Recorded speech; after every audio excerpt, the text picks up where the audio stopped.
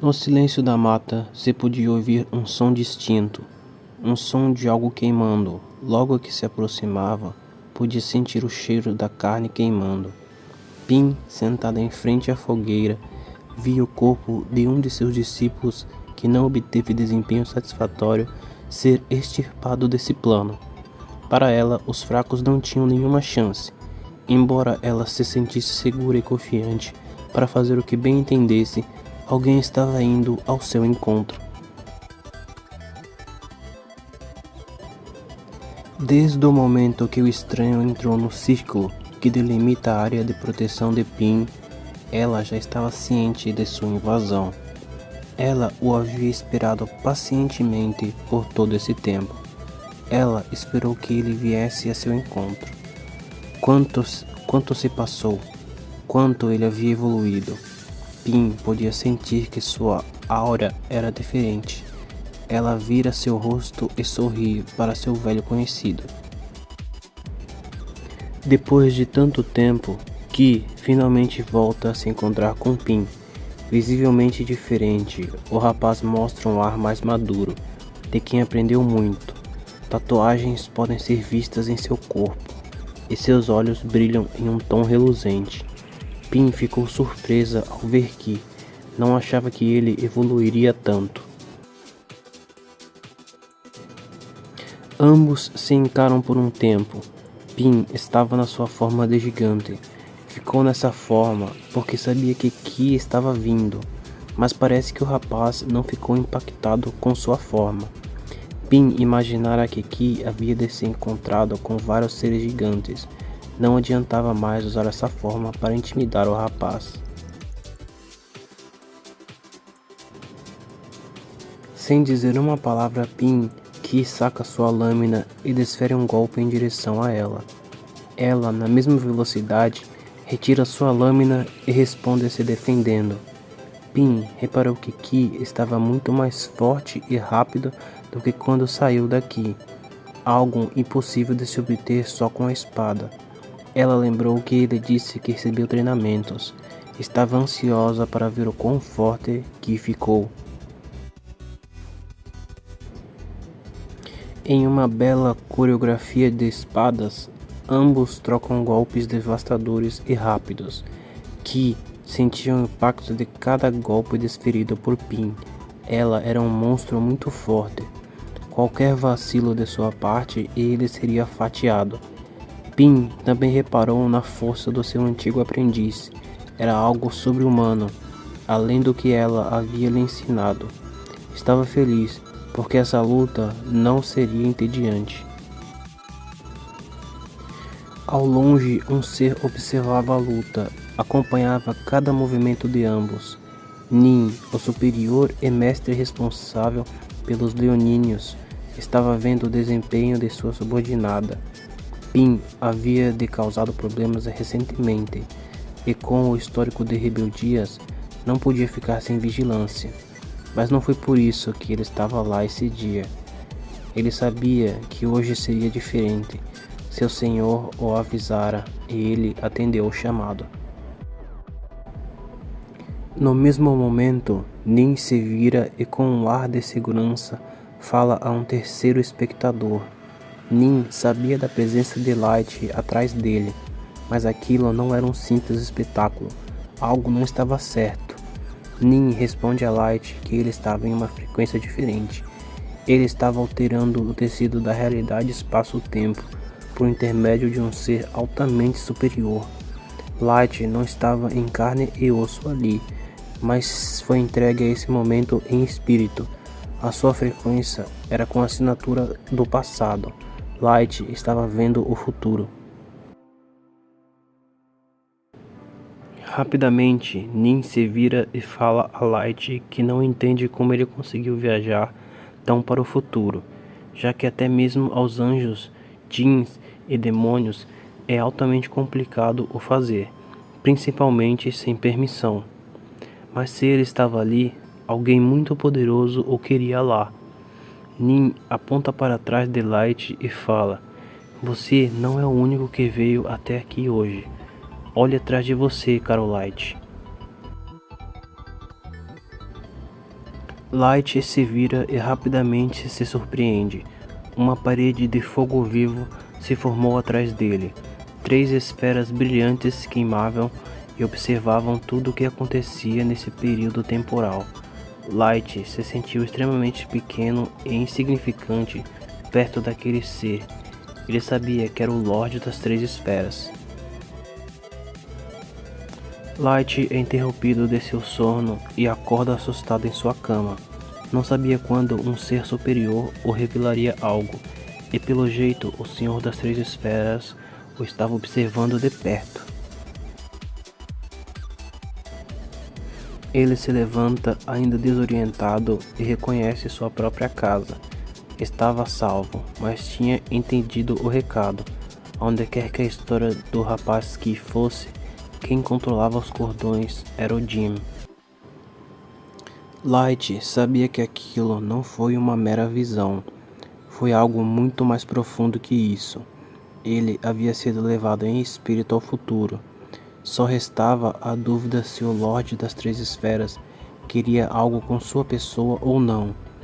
Só restava a ele visitar um velho amigo. Pelo jeito, ele também está envolvido nisso até o pescoço. Em um ponto estratégico do planeta, onde as energias magnéticas são fortes e mais presentes, Nin medita e absorve essas energias. Ele está se preparando para a grande guerra que virá. Nin está sentado em uma rocha circular em meio a águas limpas e cristalinas. Em seu treinamento, ele parece parte da natureza ao redor. Nin percebe que alguém adentrou seu território, e pela presença era um conhecido. Ele reconheceu a presença de Light, mas ficou desconfiado do quão tarde ele apareceu para visitá-lo. Só podia significar que era um assunto muito sério. Nin já se preparou. Light fala a Nin que foi levado ao futuro e deslumbrou o reencontro de Pin e Ki, e que Nin e o Lorde das 3 esferas estavam lá também. Eles observavam o desenrolar do reencontro. Algo não estava certo. Se um Jin estava tão interessado em um mortal, algo não estava certo. Ele queria saber qual era a jogada de ambos para Ki e Pin. Nin fala que como ele já foi dos 2 lados, entende que tem certas revelações que só são dadas por seres muito elevados, e mesmo esses seres só compartilham aquilo que o Senhor Supremo de cada lado os permite revelar. Nin explica que mesmo sendo o líder dos leoninos no litoral sudeste do Brasil, ele não tem como saber a vontade ou planos de seu mestre, somente aquilo que o Lorde das 3 esferas quer revelar a ele. Ele recomenda a Light, se ele quiser saber mais, terá que tentar contato com o ser que o revelou esse futuro. Light se sentiu perdido, recebia várias visitas, pedidos e revelações de muitos espíritos. Não podia saber de qual deles veio essa revelação, mas sabia de uma coisa: uma revelação contendo um Jin responsável por uma região inteira era algo de grande importância.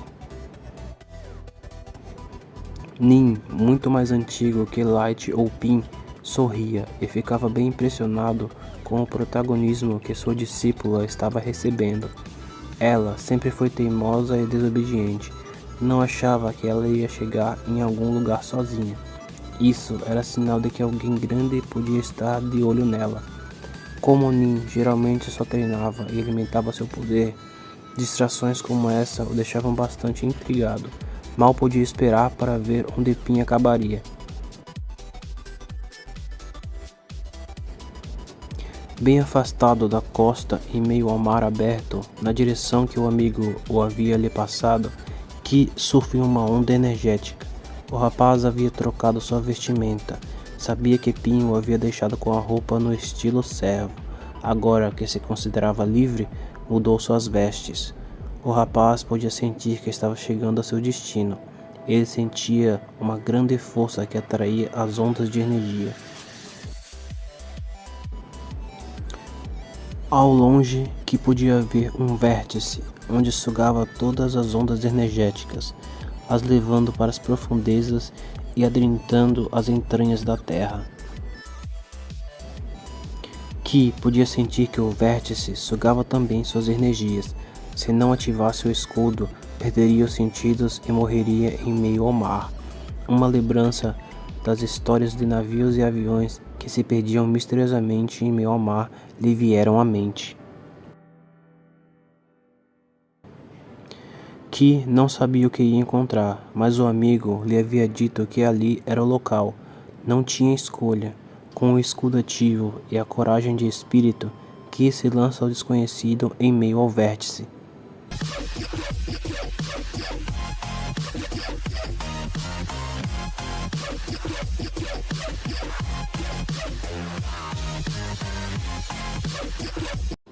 No momento em que Ki adentrou o vértice, o Senhor Supremo daquela área sentiu sua presença. Ele estava ciente que um ser humano estava em meio ao mundo subaquático dele. Ki descia até as profundezas escuras do oceano, onde luz alguma chegava, e a pressão era esmagadora. Seu escudo o protegia da pressão da água. O símbolo em seu peito iluminava o escuro ambiente. Ele podia ver o vértice sugando as ondas de energia pelas fendas de um pentagrama esculpido no leito rochoso oceânico. Ki viu as ondas se dissipando e indo em várias direções pelo subsolo. O local parecia uma imensa caverna subaquática, com uma área gigantesca, mas por alguma razão ele sentia uma presença esmagadora e ameaçadora ao redor, diferente de tudo o que já havia sentido. Ki segue o caminho que algumas ondas trilham. Ele chega até uma porta com um símbolo estranho no topo. A porta em si era diferente do resto da caverna. Era bastante tecnológica, com sensores, luz e componentes. Ki ficou confuso, mas não sentia medo e adentrou a porta. Era algum tipo de salão. Era gigantesco e bastante tecnológico. Parecia um salão de cerimônias. Tinha luz própria, incenso e era decorada lindamente. A sala estava cheia com seres de capuz ao redor de uma fenda na rocha, decorada com crânios e colunas de gigantes, da qual saía uma estranha fumaça preta que não se dissipava. Os seres encapuzados perceberam a presença de Ki e se viraram para o encarar. Os seres eram pequenos e tinham um semblante frágil. Não pareciam humanos, mas sim alguma mistura híbrida. Eles não pareciam guerreiros, mas sim da área acadêmica. Antes que acontecesse algo, a fumaça que saía da fenda toma forma e com voz forte e grave fala para seus servos ficarem em paz, que ele já estava a par do visitante inesperado. No mesmo instante, todos os encapuzados se ajoelharam para a entidade. A entidade fala para o garoto se aproximar. Ele reconhece a essência de um semelhante seu, exalando do corpo do rapaz. Ele reconhece o traço de energia do Barão das Três Esferas, que exala sua presença através do pacto de um de seus subordinados. O ser fala aqui que está maravilhado com o seu progresso, que em tão pouco tempo de vida crescera muito e adquiria não só conhecimentos secretos, como pôs eles em prática. Ele fala que sabe por que Ki veio até aquele lugar. Ele deseja o cristal do poder, mas não o terá de graça. Antes, ele quer testar o quão forte Ki havia se tornado. O ser fala aqui que foi indelicado da parte dele não se apresentar, já sabendo seu nome e Ki não fazia ideia de quem ele era. O ser se apresenta como o Barão das Profundezas Oceânicas, um Jin de fogo azul. Em seguida, com voz de trovão, ele chama um de seus servos guerreiros, Kan. Assim que ele termina de falar, todos os seus servos encapuzados saem correndo da sala, já sabendo o que chamar Kan significava. era a morte certa. Em uma sala luxuosa e escura, um ser cercado de mulheres, muita comida e bebida, acorda com o chamado de seu mestre. Em um só movimento, o campeão guerreiro se joga de seu aposento direto para o salão de cerimônias, atendendo o chamado de seu senhor.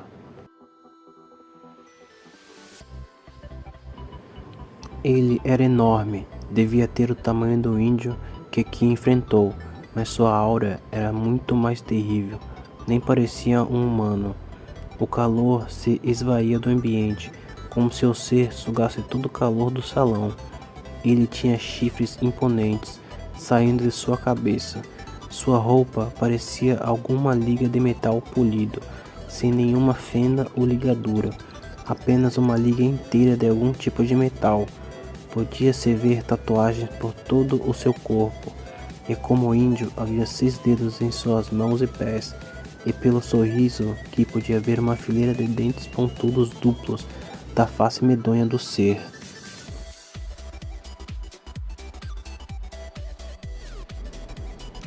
A entidade falou ao gigante que não acreditava que aqui seria um desafio a ele, mas gostaria de ver o quão forte o rapaz era. Ainda advertiu o gigante a não matar o rapaz, não usar magia ou mesmo usar seu cristal como arma.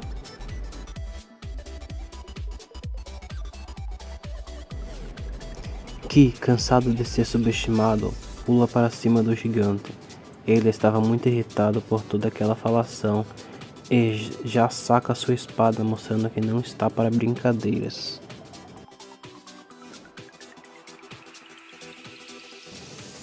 Assim que acerta o primeiro golpe com sua espada, a área onde Ki acertou é protegida com uma crosta de metal. Parecia a roupa que o ser estava usando, mas se fez presente apenas na região onde Ki o acertou.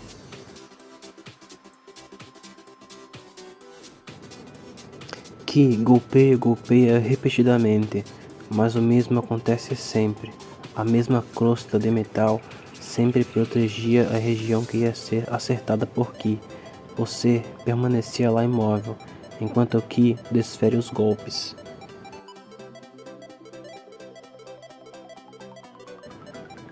Em um instante, o ser desfere um golpe no estômago de Ki.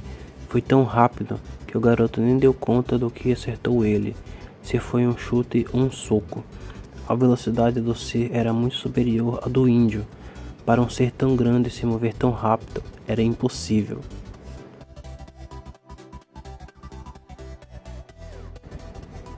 O garoto voou longe com o impacto, vomitando muito sangue, deixando uma trilha do seu sangue pelo chão onde era arrastado com a força do impacto.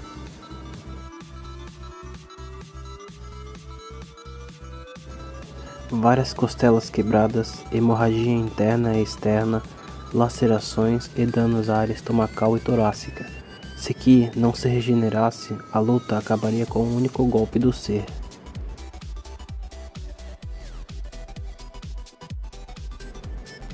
Sem cerimônias, Khan pula em cima do garoto. Estava entediado e não ia prolongar essa luta mais que o necessário.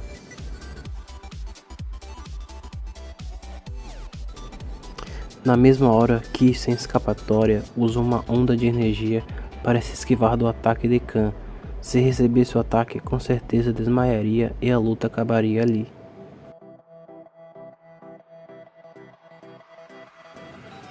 O guerreiro gigante ri. Achava que o garoto estava acabado, mas parece que o rapazinho ainda tem mais uns truques na manga. O gigante parece estar começando a achar que não será uma luta tão chata assim.